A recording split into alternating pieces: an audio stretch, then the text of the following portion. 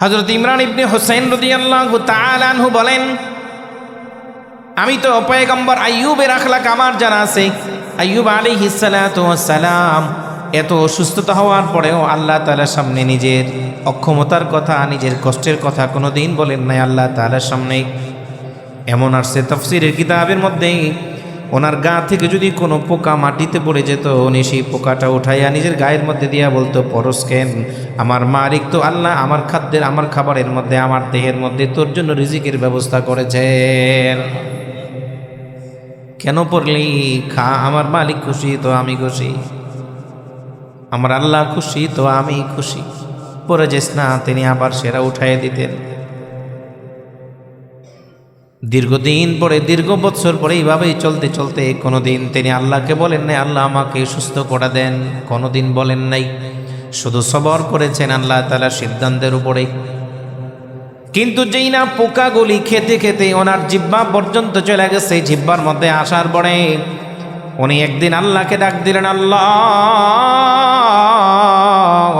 আমার মাথা থেকে নিয়ে পা পর্যন্ত হাত বা অঙ্গ প্রত্যঙ্গ গোলা তোমার দেওয়া পোকায় খায়, আমার কোনো অভিযোগ নাই, কিন্তু আমার জিহ্বাটা ভালো ছিল, কোনো দিন তোমার কাছে বলি নাই আল্লাহ এই অসুস্থতা থেকে আমার শেফা দান করো, আমাকে মুক্তি দাও, কিন্তু আমার জিহ্বাটা দিয়ে আমি তোমারে ডাকি, জিহ্বাটা খাওয়াইও না আল্লাহ, এই জিহ্বাটা দিয়ে আমি তোমারে আল্লাহ আল্লাহ বলে ডাকি, যদি জিহ্বাটা খেয়ে ফেলে আমি তো তোমারে ডাকতে পারবো না। তোমাকে ডাকার মধ্যে যে মজা আছে, ওই মজা দুনিয়ার কোনো জিনিসের মধ্যে নাই। সুবহানাল্লাহ। আইয়ুব আলাইহিস সালাতু ওয়াস সালাম বললেন, মালিক, যে জিহ্বাটা দিয়ে আমি তোমাকে ডাকি, বকরাতাও আসিলা, শুধু সকাল সন্ধ্যা নয়, আমি আল্লাহ তোমাকে ডাকি, তোমাকে ডাকি, তোমাকে ডাকার মধ্যে একটা মজা আছে, স্বাদ আছে। আল্লাহ, জিহ্বাটা যদি পোকায় খায় তাহলে আমি তোমাকে ডাকতে পারবো না। আল্লাহ, পোকাগুলি সারা দেহের মধ্যে রাখো, কিন্তু জিহ্বার মধ্যে দিও না। আল্লাহ তাআলা তখনই আইয়ুব আলাইহিস সালাতু ওয়াস সালামকে সুন্দর পরিষ্কার পানি দ্বারা গোসল করায়া পুরাপুরি তন্দুরস্ত সুস্থ করে দিলেন। أرسله الله تعالى إلى كافة الناس بشيرا ونذيرا وداعيا إلى الله بإذنه وسراجا منيرا. صلى الله عليه وعلى آله وأصحابه وبارك وسلم تسليما كثيرا كثيرا. أما بعد، فأعوذ بالله من الشيطان الرجيم. بسم الله الرحمن الرحيم. ومن أظلم ممن ذكر بآيات ربه ثم أعرض عنها إنا من المجرمين منتقمون. وقال تعالى في موضع آخر: قل أرأيتم ما تدعون من دون الله أروني ماذا خلقوا من الأرض أم لهم شرك في السماوات ائتوني بكتاب من قبل هذا أو أثارة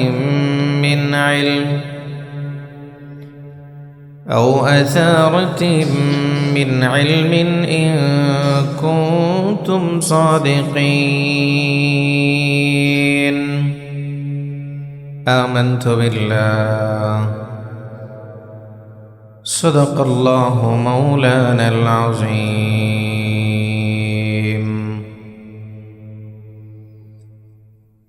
بارك الله لنا ولكم في القرآن العظيم ونفعنا وإياكم بالآيات والذكر الحكيم والحمد لله رب العالمين محبة آواز درود شريف پڑھی اللهم صل على محمد وعلى آل محمد كما صليت على إبراهيم وعلى آل إبراهيم إنك حميد مجيد اللهم بارك على محمد وعلى آل محمد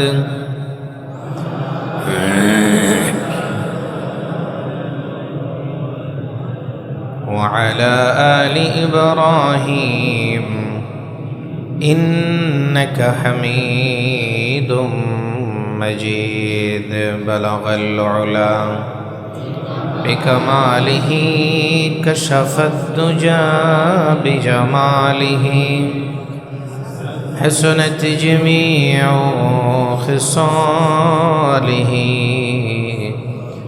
صلوا عليه وآله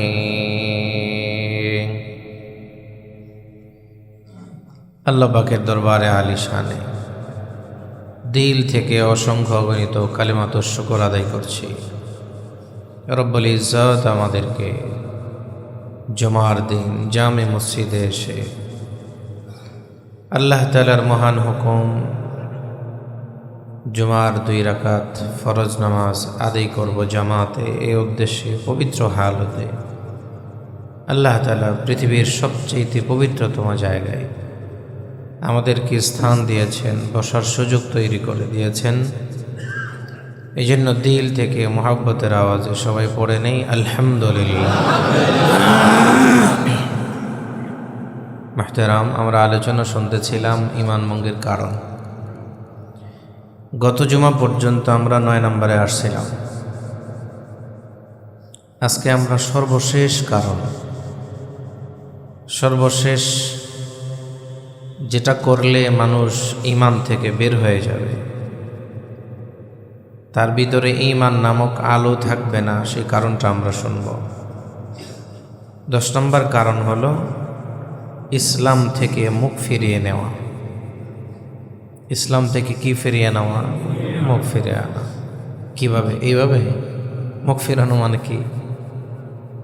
ইসলামের প্রতি তার ভাল লাগে না, বিরক্ত লাগে, অসহ্য লাগে, এই বিষয়টা তার পছন্দ না, এটাকে মুখ ফিরানো। এবং ভিতরে ভিতরে সে অন্য কোনো ধর্মকে পছন্দ করে, অথবা কোনো ধর্মকে করে না। সে কোনো ধর্মকে করুক আর না করুক, কিন্তু ইসলাম তার কাছে ভাল লাগে না। ইসলাম থেকে সে মুখ ফিরিয়ে নেয়। এখন ইসলাম থেকে মুখ ফিরিয়ে নিলে ঈমান ভাঙবে, প্রমাণ কি? আমি প্রথমে আপনাদের সামনে সূরা আস-সাজদার আয়াত নাম্বার 22, এরপরে সূরাতুল আহকাফের আয়াত নাম্বার 4 তেলাওয়াত করেছে, আরও আসবে সূরা ইয়াসিনের আয়াত নাম্বার 46 এবং সূরা তাহার 124, 25, 26।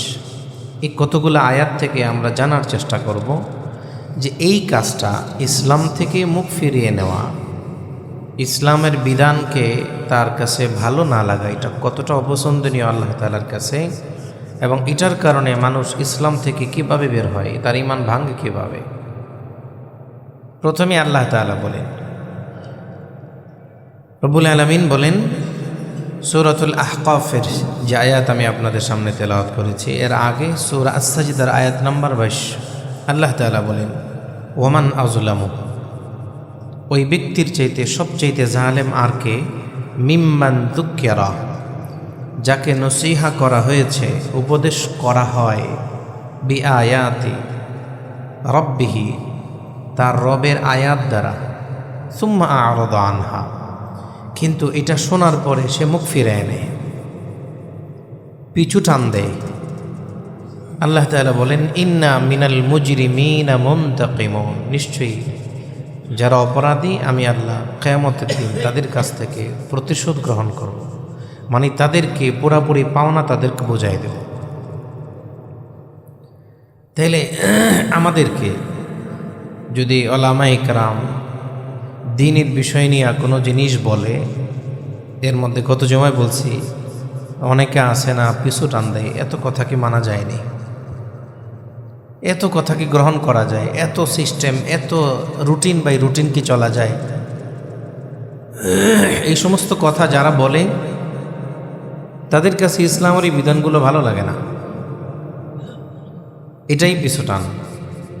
আল্লাহ তাআলা বলেন, সুম্মা আ'রাদা আনহা, তাদের কাছে এটা বলার পরে তারা মুখ ফিরিয়ে নেয়, পিছু টান দেয়। তো আল্লাহ তাআলা বলেন, তাদের কাছ থেকে আমি প্রতিশোধ নিব, মানি তাদেরকে পুরাপুরি পাওনা বুঝাই দেব, তারা যেটা পাবে সেটা আল্লাহ তাআলা বুঝাই দেবেন।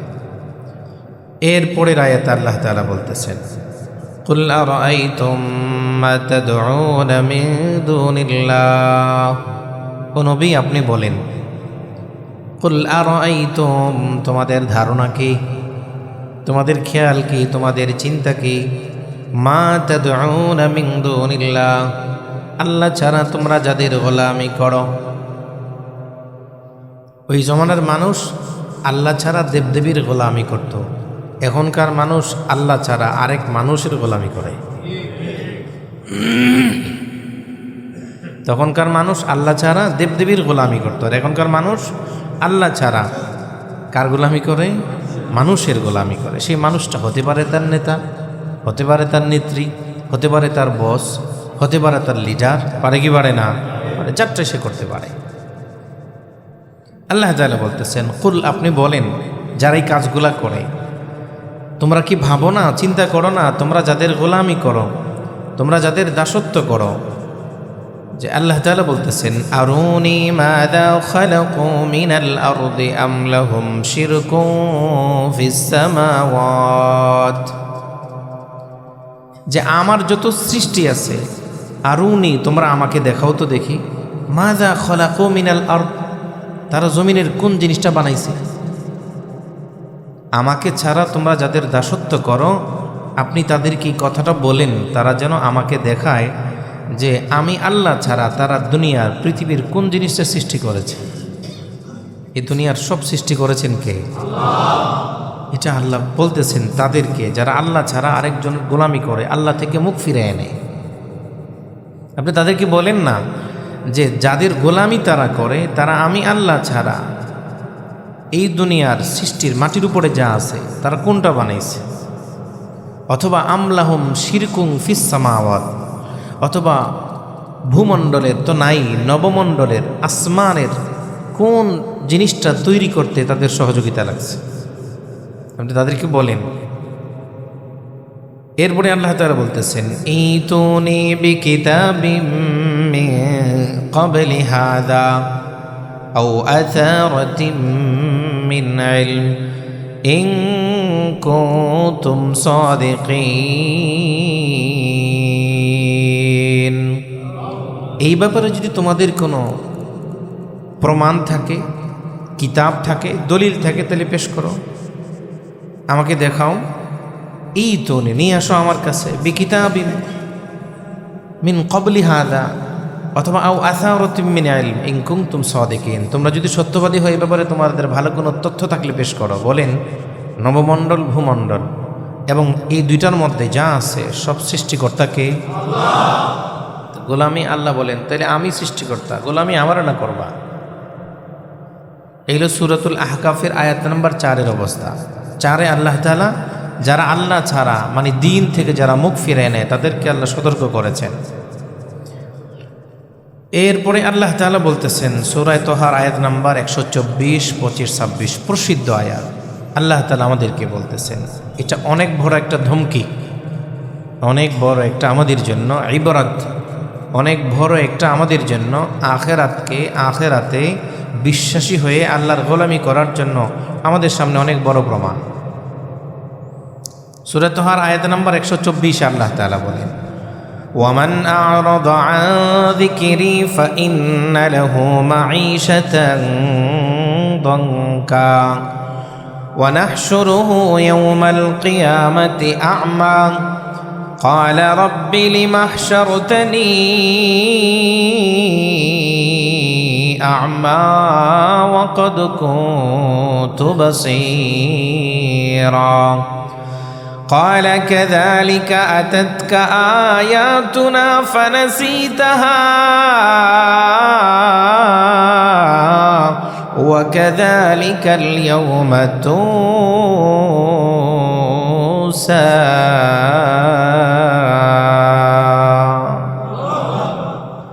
নাফরমান কিয়ামতের ময়দানে অন্ধ হয়ে আল্লাহর সামনে দাঁড়াবে। ওয়ামান আ'রাদা আন যিকরি, আল্লাহ তাআলা বলেন দুনিয়াতে আন যিকরি আয়ানিল কুরআনি আনিদ দ্বীন, যারা আমার দ্বীন আমার কোরআন থেকে মুখ ফিরিয়ে নিয়েছে আমি আল্লাহ তাআলা তাদের দুনিয়ার জীবনকে সংকীর্ণ করে দেব, সংকুচিত করে দেব। ওয়ামান আ'রাদা আন যিকরি ফাইন্না লাহু মাঈশাতান দঙ্কা, আল্লাহ তাআলা বলেন তার দুনিয়ার জীবনটা হবে অতি সংকীর্ণ জীবন এবং কিয়ামতের ময়দানে সে অন্ধ হয়ে আমার সামনে দাঁড়াবে। ওয়ামান আ'রাদা আন যিকরি ফাইন্না লাহু মাঈশাতান দঙ্কা ওয়া নাহশুরুহু ইয়াওমাল কিয়ামাতি আ'মা, কিয়ামতের ময়দানে সে অন্ধ হয়ে দাঁড়ায় বলবে ক্বালা রাব্বি, হে আমার রব, লিমা হাশারতানি আ'মা, আমার আজকে চোখের আলো নাই কেন, আমার চোখ অন্ধ কেন? আল্লাহ আমি দুনিয়াতে চক্ষুষ্মান ছিলাম, চোখের আলো আমার ছিল, আজকে আমার চোখের আলো নাই কেন? রব্বুল আলামিন বলবেন দুনিয়াতে তোমার চোখ থাকার পরও আমার কোরআন আমার দ্বীন তোমার কাছে গিয়েছিল, তুমি দেখো নাই, তুমি দেখো নাই। আজকে কিয়ামতের ময়দানে তুমি দেখবে না, আমি আল্লাহ তোমাকে অন্ধ বানায় দিলাম। নাউজুবিল্লাহ। দুনিয়াতে অনেক আছে না, কোরআন আসার পরেও চোখে দেখে, কথা আমার না আল্লাহ। আল্লাহ তাআলা বলেন বান্দা কেন তোমার অন্ধ করে বানাইছি? স্পষ্ট কথা, আল্লাহ তখন বলবেন না, এখন বলতেছেন। আমরা এখন আছি কোথায়? দুনিয়ার জীবনে না আখিরাতের জীবনে? দুনিয়ার জীবনে আছি। ঘটনা ঘটবে আখিরাতে, আল্লাহ ফাঁস করে দিলেন দুনিয়াতে। এরপরে যদি কেউ তার চোখ বন্ধ রাখে, ওর চাইতে কপাল বড় আর কেউ হতে পারে? قال رب لم حشرتني أعمى وقد كنت بصيرا قال كذلك أتتك آياتنا فنسيتها وكذلك اليوم تنسى। বান্দা দুনিয়ার জীবনে আমার কোরআন তোমার কাছে গিয়েছিল, আমার দ্বীনের কথাগুলো আমার বিধানগুলো তোমার সামনে বর্ণনা করা হয়েছে, কিন্তু তুমি কি করেছ? মুখ ফিরিয়ে নিয়েছ, দেখো নাই, দেখো না দেখার ভান করেছ। আমি আল্লাহ কিয়ামতের ময়দানে তোমার ডানে বামে সামনে পিছনে কে থাকবে তুমি তো দেখবেই না, আমি আল্লাহকেও দেখবে না, অন্ধ বানাইয়া তোমাকে জাহান্নামে ফেলা হবে। নাউযুবিল্লাহ। ভুলে গেলাম তোমাকে আমি। সেদিন যদি আল্লাহ ভুলে যান, রসুল বলবেন আমি তোমারে চিনি, আপনার মা বাবা বলবে আমি তোমাকে চিনি, না না না না বলবে। ও দোস্ত, তাইলে সূরা তাহার আয়াত নম্বর 124, 25, 26 এই আয়াতগুলোতে আল্লাহ তাআলা বলতেছেন যারা আমার দ্বীন থেকে মুখ ফিরিয়ে নেবে দুনিয়ার জীবন হবে সংকীর্ণ, আখিরাতের জীবন হবে অন্ধ। কথা বলেন, দুনিয়ার জীবন হবে কি? সংকীর্ণ, আখিরাতের জীবন হবে অন্ধ। তাইলে ঈমান ভঙ্গের 10 নম্বর কারণের 3 নম্বর দলিল যে আল্লাহ বলেন যারা দুনিয়ায় থাকতে আমার দিন কি ভুলে গেছে, দুনিয়ার জীবন প্রশস্ত হবে না সংকীর্ণ? সংকীর্ণ হবে। আখিরাতের জীবন হবে অন্ধ। অন্ধ মানে আল্লাহ কিয়ামতের ময়দানে উঠাবেন। মুহতারাম দোস্ত, এরপরে সূরা ইয়াসিনের আয়াত নম্বর 46 আল্লাহ তাআলা কি বলেন? আল্লাহ তাআলা বলতেছেন যারা আমরা সূরা ইয়াসিন তেলাওয়াত করি, আয়াতটা প্রত্যেক দিন আমরা বাদ ফজর জালাত আমল করি, আমাদের সামনে আসে, আমরা এই আয়াত পড়ি, আজকে অর্থ শুনি যে আল্লাহ কি বলতেছেন। ওয়ামা তা'তিহিম মিন আয়াতিন من آيات ربهم إلا كانوا عنها معرضين أسني آياتها وما تأتيهم من آية من آيات ربهم إلا كانوا عنها معرضين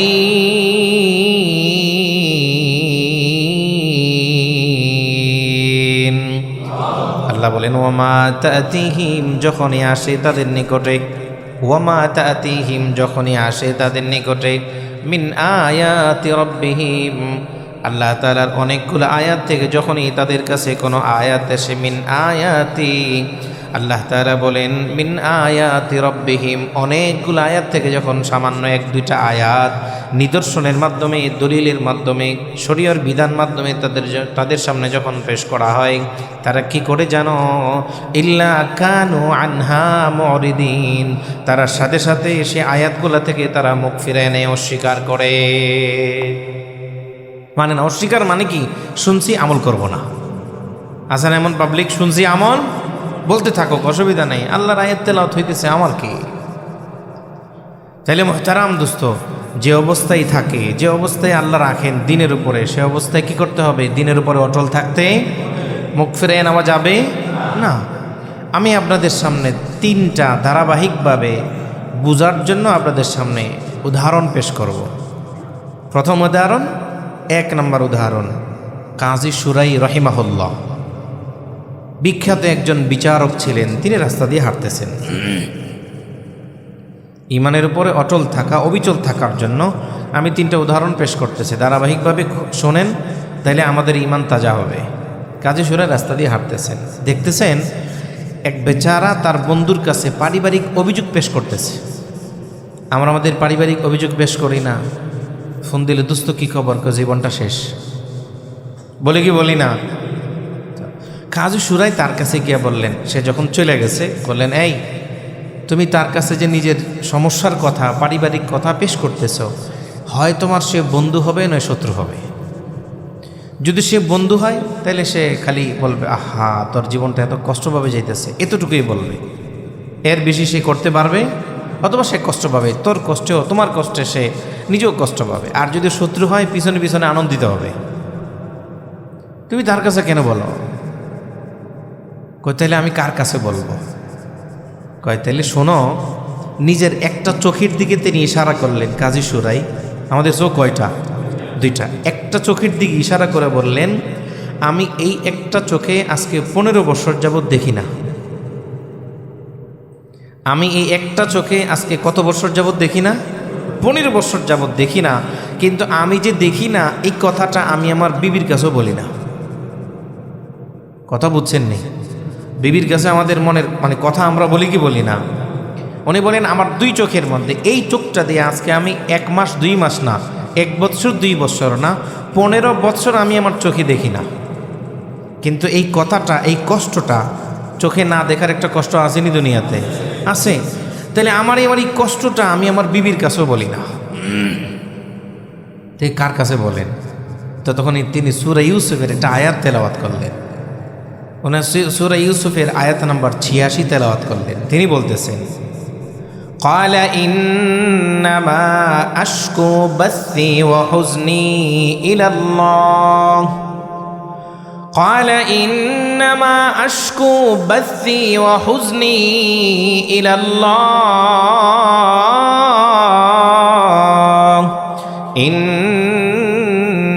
وأعلم من الله ما لا تعلمون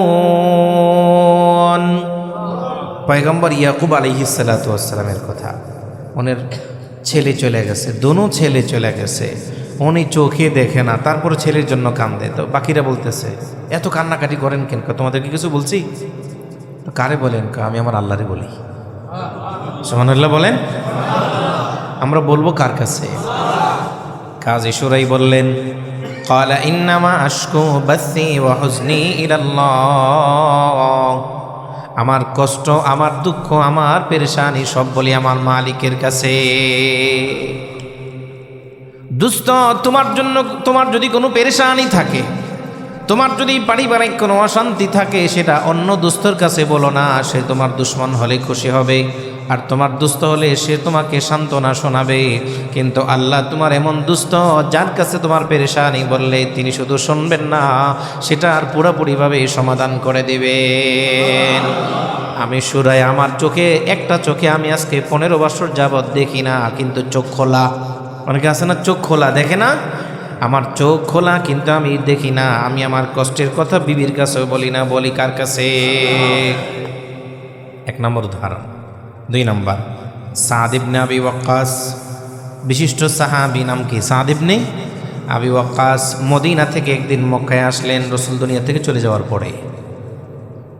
মদিনা থেকে একদিন মক্কায় আসছেন। এখন নবীর একজন সাহাবী, তাও প্রবীণ সাহাবী, আবার সম্পর্কে নবীজির মামা হন, সাদ ইবনে আবি ওয়াক্কাস। উনি মক্কাতে আসছেন। এটা শোনার পরে মক্কার অনেক মানুষ দেখা করতে আসছে। আসে না, বড় কোনো আলেম আসলে দেখা করতে যায় না, বুজুর্গ কোনো আলেম আসলে সবাই আসছে সাদ ইবনে আবি ওয়াক্কাসের কাছে দেখা করতে আসছে। কিন্তু উনি শেষ জীবনে ওনার চোখের আলো চলে গিয়েছিল। সাদ ইবনে আবি ওয়াক্কাস রাদিয়াল্লাহু তাআলা আনহু শেষ জীবনে দেখতেন না, চোখের আলো চলে গেছে, অন্ধ হয়ে গেছেন, দেখেন না। মক্কা আসছেন, সবাই আসে ওনার কাছে দোয়া নেওয়ার জন্য। হযরত আমার জন্য দোয়া করেন, নবীর সাহাবী আমার জন্য দোয়া করেন। উনি যার জন্য দোয়া করেন আল্লাহ তার দোয়াটাই কবুল করেন। যার জন্য দোয়া করেন, সবার জন্য দোয়া করেন, সবার দোয়া কবুল হয়। সবার ব্যাপারে ওনার আল্লাহ তাআলা ওনার দোয়াটা কবুল করেন। উনি নিজে অন্ধ। একজন তরুণ সাহাবী সম্পর্কে ওনার বাইস্তা হয়, নাম আব্দুল্লাহ। তিনি আসছেন, এসে বলেন, চাচাজি আমার কাছে অবাক লাগে। কি অবাক? আপনি নিজে চোখে দেখেন না, কিন্তু যার ব্যাপারে দোয়া করেন দোয়াটা কবুল হয়, নিজের ব্যাপারে দোয়া করেন না কেন? কথা বুঝছেন? আপনি চোখে দেখেন না, তো আপনার নিজের ব্যাপারে দোয়া করেন না কেন? যারটা করেন তারটাই আল্লাহ কবুল করেন। তো উনি মুচকি হাসি দিলেন। সাদ ইবনে আবি ওয়াক্কাস মুচকি হাসি দিয়া বলেন, কেন নিজের জন্য দোয়া করি না জানো? আল্লাহ আমাকে যে অবস্থায় রাখছেন আমি সে অবস্থায় খুশি। আমার রব চেয়েছেন আমি অবস্থা আমার চোখের আলো থাকবে না। আমি যদি আমার রবের কাছে দোয়া করি, মালিক আমার চোখের আলো ফিরিয়ে দাও, আল্লাহ দিবেন বটে, কিন্তু আল্লাহ চান আমার চোখের আলো না থাকুক। আমিও চাই, আল্লাহ যা চান আমিও সেটা চাই। সুবহানাল্লাহ। এই জন্য আমি আমার ব্যাপারে দোয়া করি না, যারা আমার কাছে দোয়া চাই দোয়া করি, আল্লাহ তাদের ব্যাপারে আমার দোয়াটা কবুল করেন। এটার একটা কারণ হলো আল্লাহ যে অবস্থায় রাখছেন সে অবস্থার উপরে আমি খুশি। আমি আল্লাহর খুশির উপর থেকে মুখ ফিরাই নেই না। তাহলে আল্লাহ যে অবস্থায় রাখেন সে অবস্থায় কি খুশি, আলহামদুলিল্লাহ। তাইলে দিন থেকে যারা মুখ ফিরে নেয় আমরা নেই কি? আমরা নেই কি না? আচ্ছা, কষ্ট যদি 1 দিন 2 দিন, তারপরে ওদিন এক জায়গায় গল্প শুনতেছিলাম, আমাদের এক ভাই বলতেছিলেন পঙ্গু হাসপাতালে, পঙ্গু হাসপাতাল চিনেন না? পঙ্গু হাসপাতালে আল্লাহর এক বান্দির উপরে, মানে বিয়ে হওয়ার কয়েকদিন পরে কি করছে, এই শ্বশুর বাড়ি থেকে নিজের বাড়িতে আসতেছে 2 দিন না 3 দিন পরে, কিন্তু গাড়ি অ্যাক্সিডেন্টে তার পায়ের উপর দিয়া একদম ট্রাক চলে গেছে। পুরা পাটা 2 পা ভাঙ্গে টুকরা টুকরা হয়ে গেছে। তো ওই হাসপাতালে ওনারা গেছে, এক ছাত্র নিয়ে, ছাত্র হাত ভেঙে গেছে, অপারেশন হবে। তো যেখানে রোগীরা শুয়ে রয়েছে দেখে মহিলা সারা রাত এই মেয়ে চিৎকার করতেছে, আল্লাহ আমার তুমি নিয়ে যাও, হুজুর আমার একটু বিষ দেন আমি খেয়ে ফেলি, আমার এই ব্যথা সহ্য হয় না। মানে 2 পা টানা দিয়ে রাখছে যাতে নড়াচড়া করতে না পারে, অপারেশন করছে। আজকে 6 মাস যাবত এই অবস্থা। তো কিন্তু মেয়ের মা এই বেডের নিচে শুয়ে রয়েছে। তো ওনারা 100 পর্যায়ে বলতেছে, আপনার মেয়ে যে চিল্লাইতেছে, তাহলে আপনার মেয়ে যে কান্নাকাটি করতেছে, আপনার কাছে কষ্ট লাগে না? আল্লাহর বান্দি বলে, হুজুর বিয়ের 3 দিন পরে মেয়েটা আমার অ্যাক্সিডেন্ট হয়েছে। 1 মাস পর্যন্ত জামাই ছিল, তারপরে জামাইও চলে গেছে, স্বামী চলে গেছে, আত্মীয় স্বজন ছিল তারাও চলে গেছে, তার বাবা সেও চলে গেছে। আমি যাই না কেন? কারণ আমি তো পেতে নিছি, আমি ফালায় কই যাব? মেয়েটারে তো আমি পেটে নিয়েছি, এই জন্য আমি এখান থেকে যাই না। আপনার মেয়ে যে কান্না করে কষ্ট, এই চিৎকার করে বলে আমার একটু বিষ দেন আমি খেয়ে মরে যাই, তাহলে আপনার কাছে কষ্ট লাগে না? হুজুর প্রত্যেক দিন এমন করে। অনেক বোঝাই যে সুস্থ হয়ে যাবা, চিকিৎসা নিচ্ছে ভালো হবে, কিন্তু তার মধ্যে বারবার পেরেশানি, আল্লাহরে অনেক বকা বকে। নাউজুবিল্লাহ বলেন, আল্লাহ তুমি আমার এই অবস্থায় কেন রাখছো, আমারে নিয়ে যাও। কান্নাকাটি করে আল্লাহর কাছে অভিযোগ পেশ করে, কিন্তু সবর করে না। মুহতারাম দোস্ত, আমাদের সামনে এমন বিপদ আসে গিয়ে আসে না, বুঝতে পারলাম আমরা কি করি, কি করবোটা কি, আমরা আসলে করিটা কি। আমরা এক নম্বরে আল্লাহর বলি, আল্লাহ খালি আমারই দেখছো, বলি কি বলি না, আল্লাহ আশেপাশে আর কি কেউ নাই, শুধু আমার উপরে তুমি বিপদ দাও। অথচ আল্লাহ তাআলা বলেন, ওয়ালানাবলুওয়ান্নাকুম বিশাইইম মিনাল খাউফি ওয়াল জু'i ওয়া নাকসিম মিনাল আমওয়ালি ওয়াল আনফুসি ওয়াত থামারাত ওয়া বাশশিরিস সাবিরিন الذين إذا أصابتهم مصيبة قالوا إنا لله وإنا إليه راجعون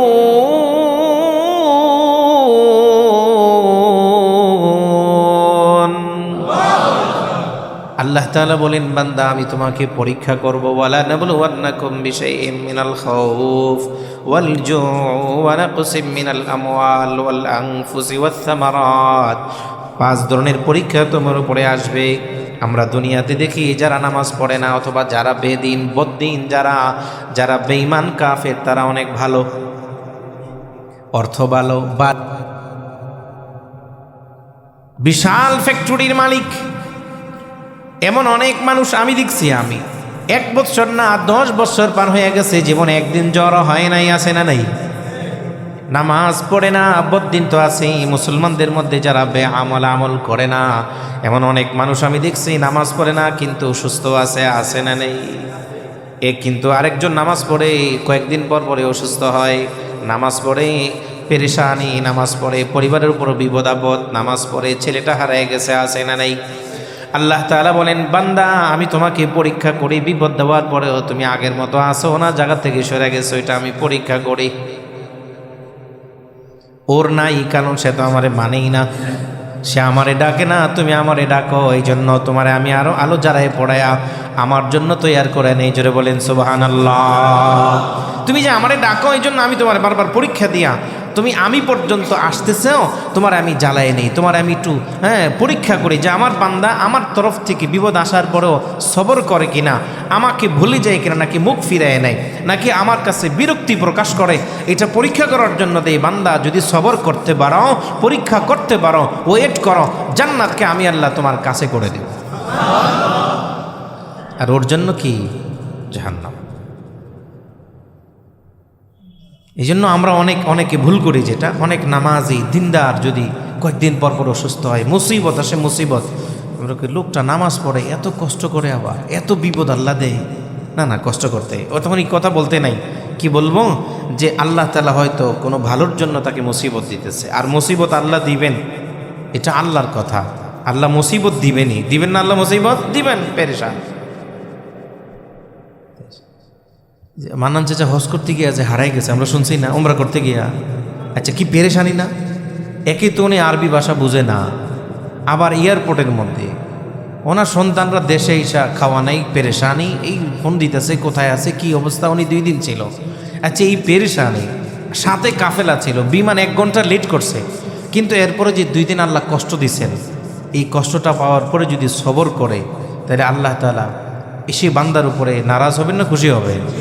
আমার আল্লাহ, বান্দা আমি বিপদ দিতে পারি, তো তুমি সবর করো, বেশ, তোমার কাজ হলো সবর করা। বিপদ আসবে, সেখান থেকে বের হবার সমাধানও আসবে, কিন্তু মাঝখানে যে তুমি সবর করছো, এই সবরটার কারণেই আমি আল্লাহ তাআলা তোমাকে আমার পর্যন্ত পৌঁছার রাস্তাটা ক্লিয়ার করে দিলাম।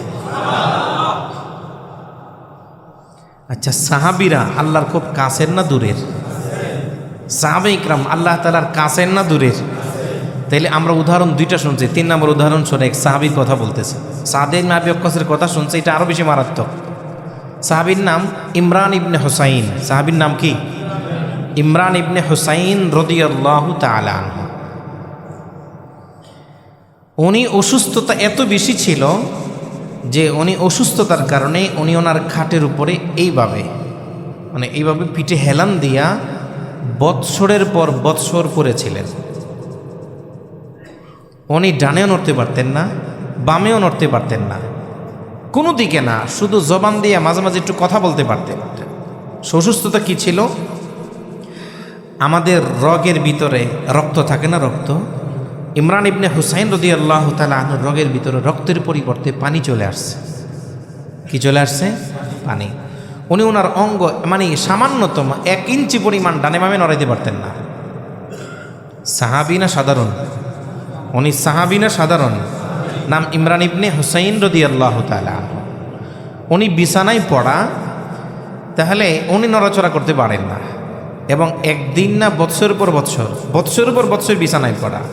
অবস্থা এমন ছিল যে ওনার যেই বিছানায় ছিলেন ওটা নিচে দিয়া, যাতে উনি প্রয়োজন ছাড়লে, ইস্তেঞ্জা ছাড়লে সেটা পরিষ্কার করতে পারে, ওই অংশটা কাইটা রাখছে। তাহলে অসুস্থতা কেমন ছিল? অনেক মারাত্মক অসুস্থতা। তাহলে এই অবস্থার মধ্যে একদিন এক সাহাবী ওনাকে দেখতে গেছে, ওনার এক বন্ধু ওনার জন্য ওনাকে দেখতে গেছে। অসুস্থ হলে মানুষ আমরা দেখতে যাই, উনিও দেখতে গেছে। তো যিনি দেখতে গেছেন তার নাম মুদর্রিফ ইবনে আবদুল্লাহ। উনি গেছেন, যাইয়া দুস্তরের অবস্থা দেখে কান্না শুরু করছে। হযরত ইমরান ইবনে হুসাইন বলেন, দোস্ত কান্না করো কেন? কেন কান্না করো? তো ওনার বন্ধু বলে, তুমি একজন নবীর সাহাবী, শুধু সাহাবী নাও, একজন বিশিষ্ট সাহাবী, হাদিস বর্ণনা করেছ অনেক। তোমার এই অসুস্থতা দেখে আমার মায়া লাগতেছে, এই জন্য আমি কান্না করি। হযরত ইমরান ইবনে হুসাইন রাদিয়াল্লাহু তাআলা আনহু বলেন, আল্লাহ যে আমার এই অসুস্থতা দিয়েছেন, আল্লাহ যে আমাকে রোগটা দিয়েছেন, এটা তো আমি নেই, আল্লাহ আমাকে খুশি হয়ে দিয়েছেন। আমি তো পয়গম্বর আইয়ুবের মতো হতে পারবো না, কিন্তু পয়গম্বর আইয়ুবের আখলাক তো আমার জানা আছে। আইয়ুবুল ইসলামের কি হয়েছিল? পুরা শরীর পোকায় ধরে একদম চালনির মতো যাত্রা করে ফেলছে। কোনো অভিযোগ দিয়েছে আল্লাহর কাছে? কোনো আওয়াজ নাই। কোন কোন রওয়ায়াতের মধ্যে আসছে 15 বছর, 18 বছর, আরো কম বেশ, এক যুগের কম বেশ। আমাদের যদি একাধারে 10-12 দিন জ্বর থাকে, এরপরে আমাকে তাল ঠিক পাওয়া যায়নি। 10-12 দিন জ্বর থাকার পরে, জ্বর তো আছে, 3 দিন যদি বাথরুমের সাথে সম্পর্ক তৈরি হয়, এরপরে খুঁজে পাওয়া যায় আমাকে? না, খুঁজে পাওয়া যায় না। হযরত ইমরান ইবনে হুসাইন রাদিয়াল্লাহু তাআলা আনহু বলেন, আমি তো পয়গম্বর আইয়ুবের আখলাক আমার জানা আছে। আইয়ুব আলাইহিস সালাতু ওয়াস সালাম এত অসুস্থতা হওয়ার পরেও আল্লাহ তাআলার সামনে নিজের অক্ষমতার কথা, নিজের কষ্টের কথা কোনোদিন বলেন নাই আল্লাহ তাআলার সামনে। এমন আসছে তাফসীরের কিতাবের মধ্যে, ওনার গা থেকে যদি কোনো পোকা মাটিতে পড়ে যেত, উনি সেই পোকাটা উঠাইয়া নিজের গায়ের মধ্যে দিয়া বলতো, পরশকেন, আমার মালিক তো আল্লাহ আমার খাদ্যের, আমার খাবারের মধ্যে, আমার দেহের মধ্যে তোর জন্য রিজিকের ব্যবস্থা করেছেন। কেন পড়লি? খা, আমার মালিক খুশি তো আমি খুশি, আমার আল্লাহ খুশি তো আমি খুশি। পরে যাস না, তিনি আবার সেরা উঠাইয়া দিতেন। দীর্ঘদিন পরে, দীর্ঘ বছর পরে এইভাবেই চলতে চলতে কোনোদিন তিনি আল্লাহকে বলেন নাই, আল্লাহ আমাকে সুস্থ করে দেন, কোনোদিন বলেন নাই। শুধু সবর করেছেন আল্লাহ তাআলার সিদ্ধান্তের উপরে। কিন্তু যেই না পোকাগুলি খেতে খেতে ওনার জিহ্বা পর্যন্ত চলে গেছে, জিহ্বার মধ্যে আসার পরে উনি একদিন আল্লাহকে ডাক দিলেন, আল্লাহ, আমার মাথা থেকে নিয়ে পা পর্যন্ত, হাত বা অঙ্গ প্রত্যঙ্গ গোলা তোমার দেওয়া পোকায় খায়, আমার কোনো অভিযোগ নাই, কিন্তু আমার জিহ্বাটা ভালো ছিল, কোনোদিন তোমার কাছে বলি নাই আল্লাহ এই অসুস্থতা থেকে আমার শেফা দান করো, আমাকে মুক্তি দাও, কিন্তু আমার জিহ্বাটা দিয়ে আমি তোমারে ডাকি, জিহ্বাটা খাওয়াইও না আল্লাহ, এই জিহ্বাটা দিয়ে আমি তোমারে আল্লাহ আল্লাহ বলে ডাকি, যদি জিহ্বাটা খেয়ে ফেলে আমি তো তোমারে ডাকতে পারবো না। তোমাকে ডাকার মধ্যে যে মজা আছে, ওই মজা দুনিয়ার কোনো জিনিসের মধ্যে নাই। সুবহানাল্লাহ। আইয়ুব আলাইহিস সালাতু ওয়াস সালাম বললেন, মালিক, যে জিহ্বাটা দিয়ে আমি তোমাকে ডাকি, বকরাতু আসিলা, শুধু সকাল সন্ধ্যা নয়, আমি আল্লাহ তোমাকে ডাকি, তোমাকে ডাকি। তোমাকে ডাকার মধ্যে একটা মজা আছে, স্বাদ আছে। আল্লাহ, জিব্বারা যদি পোকায় খায় তাহলে আমি তোমাকে ডাকতে পারবো না। আল্লাহ, পোকাগুলি সারা দেহের মধ্যে রাখো, কিন্তু জিব্বার মধ্যে দিও না। আল্লাহ তাআলা তখনই আইয়ুব আলাইহিস সালাতু ওয়াস সালামকে সুন্দর পরিষ্কার পানি দ্বারা গোসল করায়া পুরাপুরি তন্দুরস্ত সুস্থ করে দিলেন। তাহলে আমরা বলবো কার কাছে? মুখ ফিরে নেওয়া যাবে? মুখ ফিরানো যাবে না। আল্লাহ কষ্ট দিবেন, এটা আল্লাহর ওয়াদা। ইমরান ইবনে হুসাইন রাদিয়াল্লাহু তাআলা আনহু বললেন, দোস্ত, আল্লাহ আমার যে অবস্থা রাখছেন সে অবস্থায় শুকর। আল্লাহ খুশি তো আমি খুশি। কয়, তোমার কি কষ্ট হয় না? কয়, আল্লাহ যদি দিয়া খুশি থাকেন আমি ইমরানও খুশি। সুবহানাল্লাহ। এবার হযরত ইমরান ইবনে হুসাইন রাদিয়াল্লাহু তাআলা আনহু বলেন, দোস্ত, তবে আমি তোমার একটা কথা বলি, এই কথাটা আমি মৃত্যুবরণ করার আগে কারো কাছে বলবে না। আমি তোমাকে একটা কথা বলি, কথাটা শুনলে পরে তোমার ফায়দা হবে, তোমার উপকার হবে, কিন্তু কথাটা আমি মারা যাওয়ার আগে কারো কাছে পেশ করতে পারবে না, কারো কাছে কথাটা তুমি বলবে না। দোস্ত, কি কথা বলো? হযরত ইমরান ইবনে হুসাইন বলেন, এই পল্লীর মানুষ, দুনিয়ার মানুষ যখন ঘুমায় যায়, আল্লাহ তাআলার ফেরেশতারা আমার সুস্থতার জন্য না, আল্লাহর ফেরেশতারা আমার খেদমত করার জন্য আসমান থেকে দলে দলে চলে আসে। ওরা এসে আগে আমারে সালাম দেয়, আমি নিজের কানে তাদের সালামের শব্দগুলো শুনি এবং আমি সেই সালামের জবাব তাদের প্রদান করি। তারা আমার খেদমত করার জন্য সারা রাত আমার পাশে, কেউ আমার পা টিপে দেয়, কেউ আমার হাত টিপে দেয়, কেউ আমার মাথার মধ্যে হাত বুলায়, কেউ আমার মাথার মধ্যে হাত বুলায়। আমার সেবা শুশ্রূষা করার জন্য তারা আসে। ফজরের আগে তাহাজ্জুদের টাইমে তারা আমাকে আমার কাছ থেকে বিদায় নেওয়ার সময় আমার হাত ধরে মুসাফা করে। সুবহানাল্লাহ। হযরত ইমরান ইবনে হুসাইন বলেন, আসমান থেকে আল্লাহর ফেরেশতারা দলে দলে আমার সেবা করার জন্য আসে। ফজরের আগে যাওয়ার সময় আমার মুসাফা করে আর বলি, ইমরান, আল্লাহর গোলাম, আজকে গেলাম, বিদায় দেন, আবার আগামীকালকে আসবো। আল্লাহু আকবার। আরে আজকে গেলাম, আবার আগামীকালকে আপনার সেবা করার জন্য আসবো, আপনি আমাদেরকে বিদায় দেন, আমরা চলে গেলাম, আবার আগামীকালকে আসবো। ও আমার দোস্ত আব্দুল্লাহ মুদাররিফ ইবনে আব্দুল্লাহকে বললেন, আব্দুল্লাহ শোনো, আমার আল্লাহ যদি আমাকে যুগের পর যুগ এইভাবে সহায় রাখেন আর ফেরেশতারা আমার সেবা করার জন্য, শুশ্রূষা করার জন্য, আমার আদায় মারিজের জন্য আসে, আমার মালিকের কাছে আমার কোনো অভিযোগ নাই, আমি খুশি। সুবহানাল্লাহ। তাহলে মুহতারাম দোস্ত, তিনটা উদাহরণ পেশ করলাম। তাহলে ওনাদের কোনো অভিযোগ ছিল? কোনো আল্লাহর কাছে কোনো মানে পেশ করছে এমন বিরক্তি কোনো ভাব ছিল না? না, কোনো বিরক্তি ছিল না। তো নবীর সাহাবা ইকরাম তো আল্লাহর পছন্দের বান্দা, আল্লাহ ওনাদেরকে এত কষ্ট কেন দিলেন? চোখের সামনে আমাদের জ্বলন্ত প্রমাণ, বেলালে হাবশি কষ্ট কম করছেন না বেশি করছেন? হাই হাই, কষ্টের বদলা তিনি দুনিয়াতেও পাইছেন, আখেরাতে তো পাবেনি। দুনিয়াতে কি পাইছেন? নবীজি যে মসজিদের ইমাম, বেলাল সেই মসজিদের মুয়াজ্জিন। চিন্তা করছেন, নবীজি যে মসজিদের ইমাম, বেলাল সেই মসজিদের মুয়াজ্জিন। প্রসিদ্ধ ঘটনা, আগেও বলছি। কিন্তু বেলাল হাবশি যে সবর করছেন, সবর, ধৈর্য ধারণ করছেন। এখন তো সৌদি আরবে শীতকাল, দিনের বেলা, রাত্রিবেলা ঠান্ডা লাগে। আচ্ছা, রাত্রে দিনের বেলা যখন 12:30, 1টা অথবা 3টা বিকেলের দিকে রোদ অনেক বেশি, অনেক গরম লাগে এবং রাস্তাগুলো পিচ ঢালাই করা, এবড়ো থেবড়ো না, উঁচা নিচা না, রাস্তাগুলো পিচ ঢালাই করা, পাথরের কোনো কণা নাই। এই অবস্থা যদি কেউ খালি পায়ে হাঁটে, পায়ের মধ্যে ফোসকা পড়বে কিনা?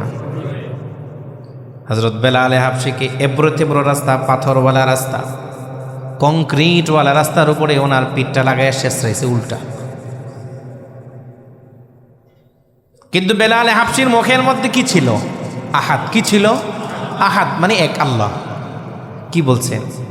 আল্লাহ আর কত দিবা, এগুলো বলছেন? না না, কিচ্ছু বলেন নাই, শুধু বলছেন আহাদ।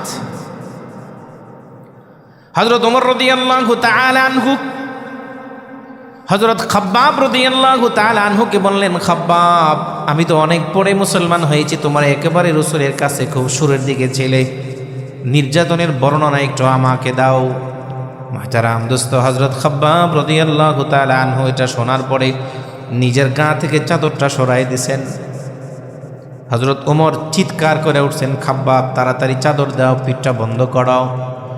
হযরত ওমর বললেন, খাব্বাব পিঠের মধ্যে তো বড় বড় গর্ত দেখা যায়, কেন গর্ত? হযরত খাব্বাব রাদিয়াল্লাহু তাআলা আনহু বললেন, ওমর খলিফাতুল মুসলিমিন, মুসলমান হওয়ার কারণে, ইসলাম গ্রহণ করার কারণে কাফেররা আমাদেরকে জ্বলন্ত আঙ্গারের মধ্যে শোয়ায় রাখছে, জ্বলন্ত কয়রার উপরে আমাদেরকে শোয়ায় রাখছে। শুধু শোয়ায় রাখে নাই যাতে নড়াচড়া করতে না পারি, বুকের উপরে একটা 5 কেজি 10 কেজি ওজনের নয় 20 কেজি ওজনের পাথর দিয়ে রাখছে যাতে নড়াচড়া করতে না পারি, এবং আমাদেরকে সেখান থেকে উঠানোর মতো কেউ ছিল না।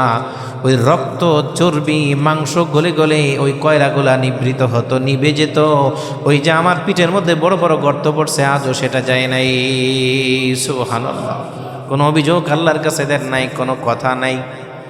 হযরত বেলাল হাবশী শিবরুদ্দিন দুনিয়াতে পেয়েছেন। মক্কা বিজয়ের সময় রাসূল সবাই আনন্দ উল্লাস করে, বেলাল মসজিদে হারামের এক কোনায় বসে কান্না করে, হায় রে এই মক্কা আমারে কত কষ্ট দিছে, এই মক্কার মানুষগুলো আমারে কত যন্ত্রণা দিছে। আমার ভাই ব্রাদার ছিল না, আমি গোলাম ছিলাম। মা বাবা কোথায় ছিল আমি জানিও না, মা বাবার পরিচয় আমার জানা নাই। আমি ছিলাম হাবশী বা হাবশা দেশের মানুষ। হযরত বেলাল হারামের এক কোনার মধ্যে বসে কান্না করে। পয়গম্বর অনেকক্ষণ পরে জোহরের ওয়াক্ত হওয়ার পরে বলে, বেলাল কোথায়? বেলাল।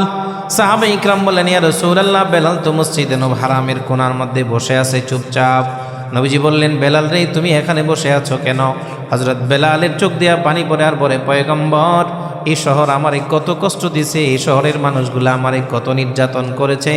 আজকে আল্লাহ সেই শহরকে আপনার হাতে দিয়েছেন, এটা বসে বসে কান্না করি আর শুকর আদায় করি। বেলাল আর কান্না করবে না, কান্না করবে না। জোহরের ওয়াক্ত হয়ে গেছে, নামাজ পড়বা, আজান দাও। হযরত বেলাল হাবশী দাঁড়ায় গেলেন আজান দেওয়ার জন্য।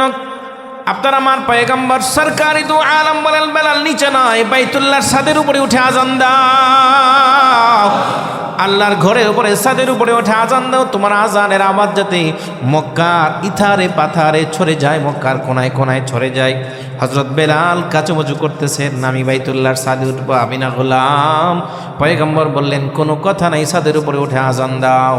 হযরত বেলাল আজান দিচ্ছেন। আবু সুফিয়ান সমক্কার আরও যারা নেতা আছে তারা বলে, মুহাম্মদ তার একজন গোলামকে বাইতুল্লাহর ছাদের উপর উঠাই দিয়েছেন। নবীজি বলেন, জানো বেলালের মর্যাদা কোথায়? আমি যে বাহনটাতে চড়ে আল্লাহর জান্নাতে যাব, সেই বাহনটা রশি থাকবে বেলালের হাতে। এই জন্য সমস্ত কথা বলবো কার কাছে? মুহতারাম দোস্ত, এই জন্য 10 নম্বর ঈমান ভঙ্গের কারণ হলো ইসলাম থেকে, দিনের বিধান থেকে মুখ ফিরিয়ে নেওয়া। এটা করা যাবে? আল্লাহ যে অবস্থা রাখেন, যেমন আল্লাহ রাখছেন, আলহামদুলিল্লাহ। অথবা সবর করা। মোমেনের 2টা পাখা। কয়টা পাখা? একটা শুকরের, একটা সবরের। একটা শুকরের, একটা সবরের। আল্লাহ নিয়ামত দিবেন আলহামদুলিল্লাহ, কষ্ট দিবেন সবর। পারবো তো ইনশাআল্লাহ? কারণ আল্লাহ কি বলছেন? আল্লাযীনা ইযা আসাবাতুহুম মুসিবাহ ক্বালু ইন্না লিল্লাহি ওয়া ইন্না ইলাইহি রাজিউন উলাইকা আলাইহিম সালাওয়াতুম মির রাব্বিহিম ওয়া রাহমাহ ওয়া উলাইকা হুমুল মুহতাদুন।